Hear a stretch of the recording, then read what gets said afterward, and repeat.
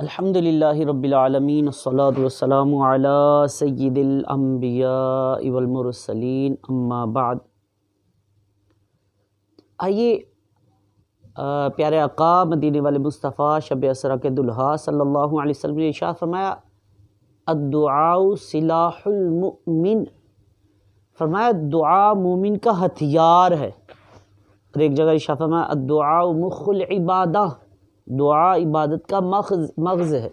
تو دعا جو ہے نا، اس کو استعمال ہم کریں گے نا، اس ہتھیار کو، تو ہمیں بڑے فائدے ہوں گے۔ اور ہر جگہ کے لیے سرکار دو عالم صلی اللہ علیہ وسلم نے بتایا یہاں یہ استعمال کیا جائے، یہاں یہ ہتھیار استعمال کیا جائے۔ مثلا ہمیں بتایا جی کہ گھر سے نکلتے وقت یہ پڑھا جائے، اس کی فضیلت ارشاد فرمائی۔ کپڑے پہنتے وقت یہ پڑھا جائے، اس کی فضیلت ارشاد فرمائی۔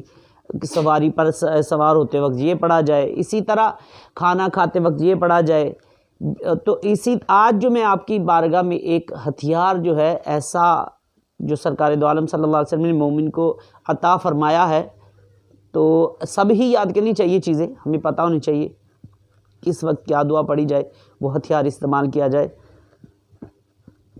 لیکن ایک ہتھیار جو ہے کہ پیارے آقا صلی اللہ علیہ وسلم نے ارشاد فرمایا اگر کوئی بندہ کوئی مصیبت زدہ کو دیکھ کر یہ دعا پڑھ لے جو میں ابھی بتانے والا ہوں، تو فرمایا وہ بندہ اس مصیبت سے نجات پا جائے گا، وہ اس مصیبت میں گرفتار نہیں ہوگا جو بندہ یہ دعا پڑھ لے۔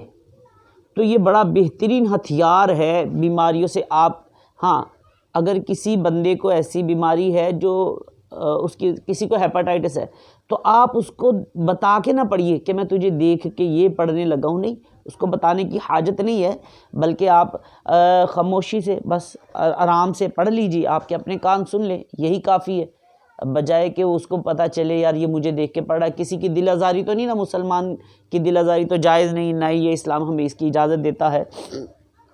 تو لیکن آپ کو پتہ ہے یہ اس مرض میں مبتلا ہے، اس مرض میں شوگر ہے، ہیپاٹائٹس ہے، تو ان کو دیکھ کے پڑھ لیجیے۔ ہاں 3 بیماریاں، آشوب چشم آنکھوں کی جو بیماری ہے، اسی طرح کھجلی وغیرہ جو ہوتی ہے، زکام، تو ان چیزوں میں نہ پڑھیے۔ یہ بہت ساری بیماریوں کا علاج ہیں، ان سے حفاظت کے لیے یہ روک تھام کا بہترین ذریعہ ہے، تو ان میں نہ پڑھیے، تو ان کو دیکھ کے نہ پڑھی جائے۔ ادروائز اگر کوئی مصیبت کسی مصیبت میں بھی مبتلا ہے تو اس کو دیکھ کے پڑھ لیجئے، انشاءاللہ آپ اس مصیبت سے بچ جائیں گے۔ آئیے میں وہ دعا آپ کو عرض کرتا ہوں، اس کو بار بار سن لیجئے اور صحیح طریقے سے پڑھ لیجئے، غلطی ہو تو وہ دور کر لیجئے، اور کسی کو صحیح پڑھنے والے کو سنا لیجئے تاکہ کمی بیشی دور ہو جائے۔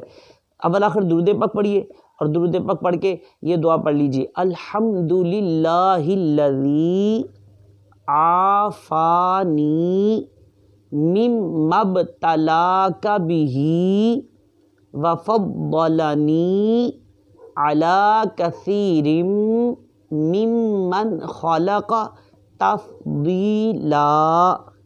یہ میں نے آرام سے اس لیے پڑھی تاکہ آپ سن کے یاد کر لیں، جب یاد ہو جائے گی پھر آپ چاہے اس طرح کسی کو دیکھتے ہوئے پڑھ لیا الحمدللہ الذی عافانی مما ابتلاک بہ وفضلنی علی کثیر ممن خلق تفضیلا۔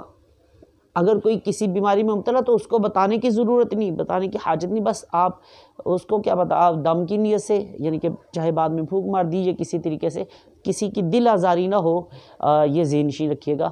تو یہ دعا یاد کر لیجئے، انشاءاللہ میں اور بھی موقع ملا تو ایسی کچھ چیزیں انشاءاللہ آپ کی خدمت پیش کرتا رہوں گا۔